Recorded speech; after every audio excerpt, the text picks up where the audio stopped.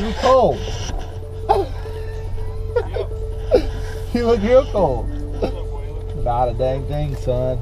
We'll try to catch you. You see that weather forecast? This is just. Oh my God.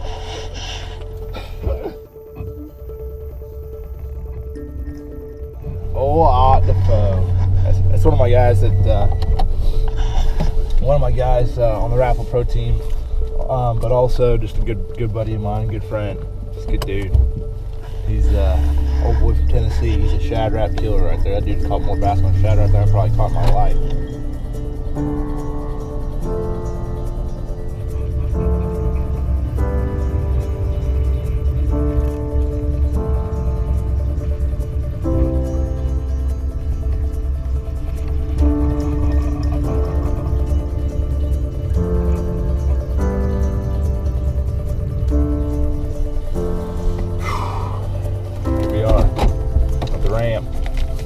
Day 2 of practice is officially here. You know, the wind's going to be kicking up. It's going to be a warmer day, but we're trying to think of how that weather's going to really play. The long-term forecast is saying that we're going to have snow the first day of the Classic, then winter remixes the next 2. So, you know, that shallow bite that I was getting on yesterday and that dirty water, if that water gets below 45, 46, it's going to be awfully hard to catch them. So I'm almost thinking now that you know, focusing on some of this deeper stuff, focusing on some of that jerkbait bite stuff that's not going to get those fish, you know, those fish aren't going to be affected by, might be the better way to go. So we're going to bounce around today. We're going to hit some guts in the morning. I still feel like that's a place, if I can find a couple of places where there's schooling in the morning, maybe get a couple 2.5, 3 pounders to start the day off, maybe get a little lucky and catch a big one. And that'll be a perfect place if I can find a perfect place like that, and then go from there and maybe catch a few big ones and swing for the fence a little bit. So we're going to get out here. It's cold. It's about 30 degrees. Wind's blowing about 10 miles an hour, so it's going to be a cold one today.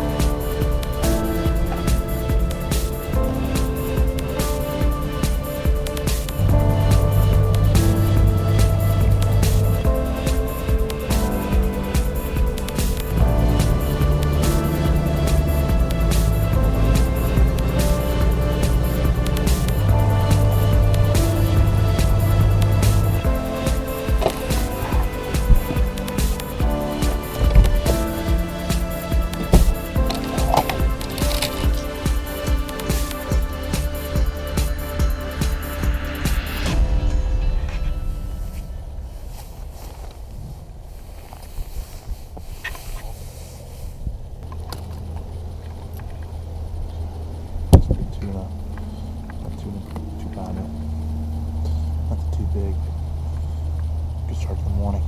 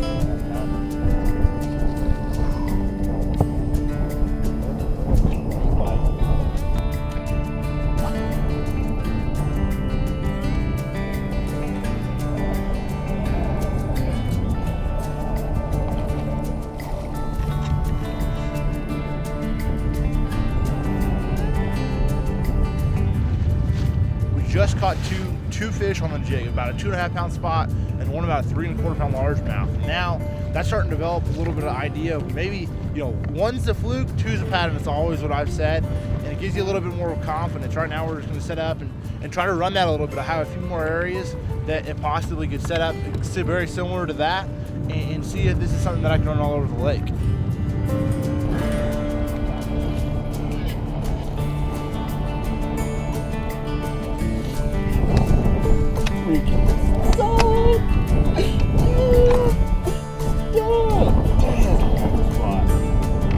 That's a big old spot right there. God.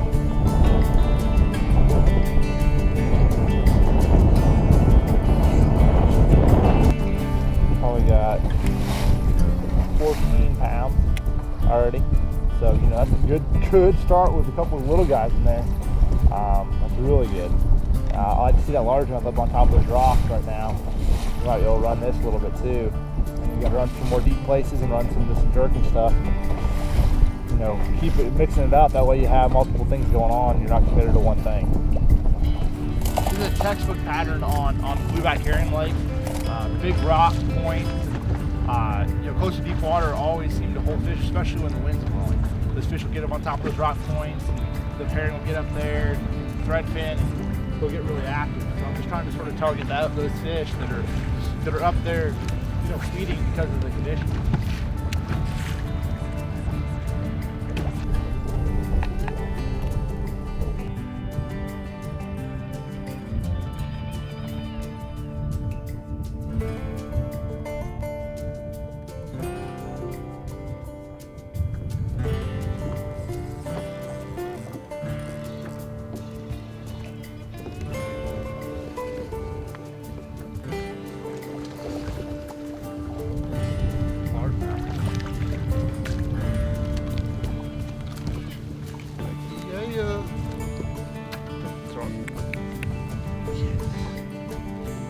Yep, exactly what I want to see.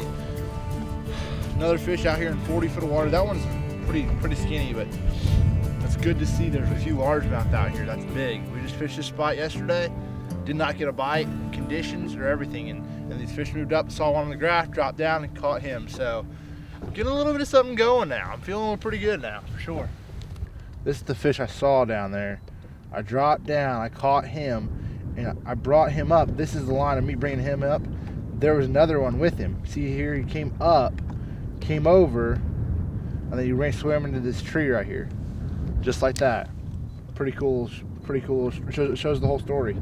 There's when I first saw him. That's actually two of them right there on the bottom. Come down over here, the one I caught, the one that swam away. You know, a lot of these deep places, it's all about timing. So, you know, this is a place that I've caught some fish in pre-practice, caught some fish here before, and it has a lot of potential. So instead of just riding it off, and you know, because we didn't get a couple bites over there yesterday, I'm going to come back to it and check it again, and just make sure it's just not a timing deal. Because a lot of times that school will pull up, and they'll bite, and they'll bite, and they'll bite, and you just got to figure out when that time is. And that time period, you know, for those last couple spots, we've got bit pretty consistently. So I'm just sort of keeping an eye on my graph, and they're just sort of roaming around on these little break lines. They're not necessarily on a, like, you know, on a TVA lake. They'll set up and they'll be on a point, or they'll be on a rock, or they'll be on some specific thing. Here they just sort of roam around, and so you sort of have to fish around to see where they're at, because they're around the area. You just got to figure out where exactly they are. And so that's why we're back on this place.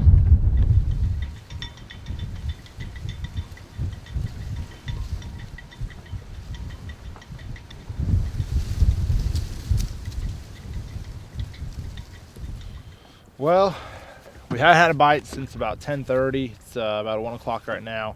We're gonna have to switch some stuff up, but it's crazy how you have little bite windows like that one in particular. You know, we've been throwing a jerk bait a little bit more, but we haven't been drop shot as much. Looking for those bigger largemouth, but you know, that shallow bite's still in the back of my mind. It looks like it's gonna get cold for the tournament, but man, you know, I've caught so many big ones on this lake in that stained water, even when the water was 47, 48 degrees. So we're probably gonna go check that out and see what goes down.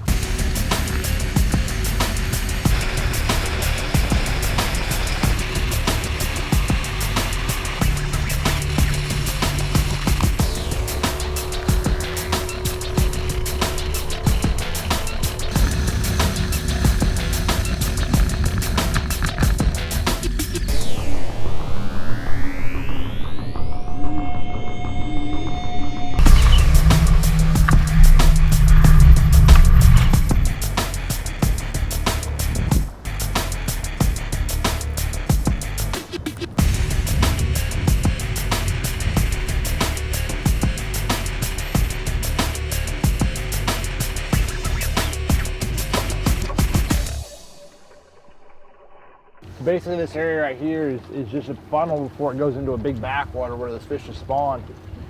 I know there's a lot of fish that live in this area, so I'm just sort of trying to figure out, you know, where these largemouth might stage up. You know, especially when it's cold, where they're going to stage up before they move back. I mean, because there's a huge population of largemouth that live back in this area.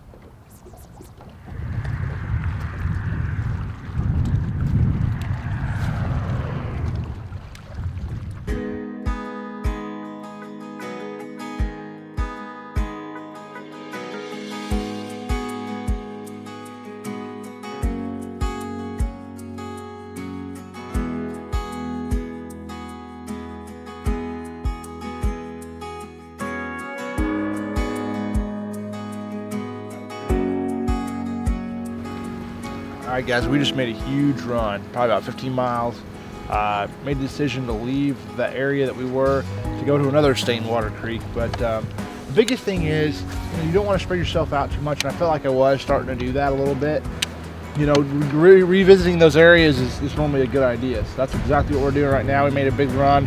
We're gonna try to hit 2 or 3 creeks tonight. It's been a warm day, and hopefully just figure something out. Easy little meal. Like this.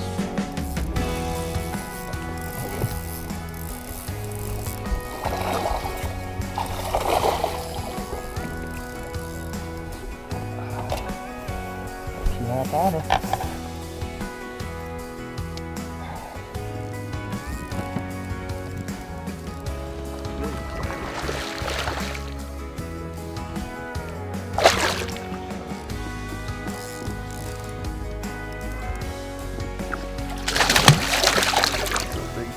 That out of the water. Yeah, that's a good 3.5 pounder. That tree. See how you ate that thing? That's when you know you're throwing the right bait.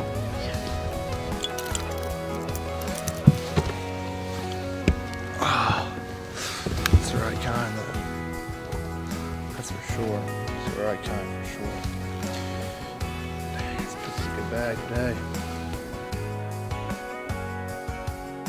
Caught quite a few fish today. Caught some nice fish. Caught some fish on different baits. But you know, the one thing that's tough is I haven't caught a big fish.